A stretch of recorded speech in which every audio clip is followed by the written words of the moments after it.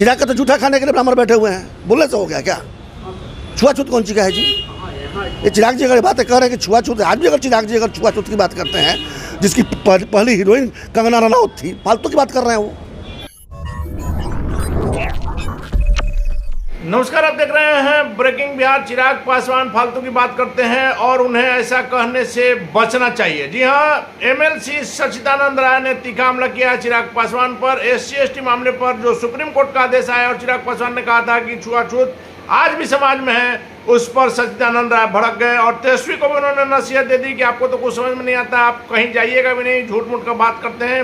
और इसके साथ ही साथ वक्फ बोर्ड को लेकर के भी सच्चिदानंद राय का तीखा हमला है और इसे घोटालों की जगह बता दी। आप सुनिए क्या कुछ कहा एमएलसी सच्चिदानंद राय ने। देखिए, जब से हमने होश संभाला है तब से हमें ये बार बार इस बात की जानकारी मिलती आई है कि वक्फ बोर्ड जो है एक तरह का घोटाला का और कुछ खास लोगों का जो है अड्डा बन गया है। और जहाँ तक मुझे पता है कि रेलवे के बाद सबसे अधिक संपत्ति अगर किसी के पास है तो वक्फ बोर्ड के पास में है। और वो संपत्ति इसलिए नहीं है कि कुछ लोग उसका मजा लें, इसलिए है कि इस्लाम के समर्थक जो लोग हैं, जो मुस्लिम लोग हैं, उसमें जो गरीब हैं उनके उत्थान के लिए वक्फ बोर्ड की संपत्ति का उपयोग किया जाए। देखिए, ऐसा होते हुए तो दिखता नहीं है। तो अब जो सरकार उसमें कमियां पाई होगी और उन्हीं कमियों के आधार पर संशोधन के लिए प्रयास किया जा रहा होगा।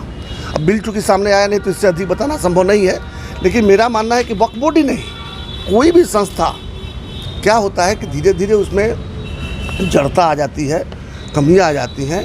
और लोकतंत्र की खूबसूरती यही है कि उसको समय समय पर संशोधित किया जाए, उसे सुधारा जाए, अच्छी दिशा में ले जाया जाए। तो मेरी समझ से ये एक बहुत सराहनीय कदम है। इसका हर किसी को जो है इसका समर्थन करना चाहिए।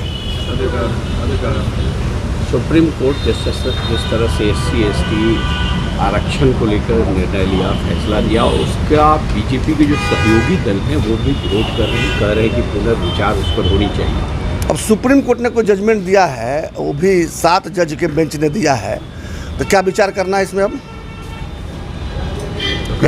यानी कि किसी व्यक्ति विशेष का अगर स्वार्थ में प्रभावित हो रहा होगा तो विरोध करेगा, लेकिन अगर जनसाधारण की बात कीजिएगा, अधिकांश लोगों की बात कीजिएगा, आफ्टर ऑल SC/ST एक्ट था क्या? जो आरक्षण की बात करते हैं, आरक्षण एक अफर्मेटिव एक्शन है। वैसे तो कानून के सामने सब समान है, संविधान में सब समान है, सबको समान अधिकार है, लेकिन कुछ वंचित गरीब लोगों के वर्गों को एक अफर्मेटिव एक्शन के रूप में आरक्षण देने का प्रावधान किया गया। बाबा साहब तो बोल रहे हैं कि हम कोर्ट तक जाएंगे। वो जहाँ जाए ना, 9वीं फेल की बात छोड़ दीजिए, वो सब कहाँ जाएंगे, नहीं जाएंगे, कुछ समझ में आता होगा तब ना कहीं जाएंगे। उनको ये समझ में नहीं आ रहा है कि ये जो सुप्रीम कोर्ट ने जो किया वो उन लोगों के लिए किया है जिनके लिए आरक्षण का प्रावधान किया गया है। अब हुआ क्या, एक व्यक्ति को लाभ मिल गया, तो IAS बन गया, नेता बन गया या कुछ और बन गया।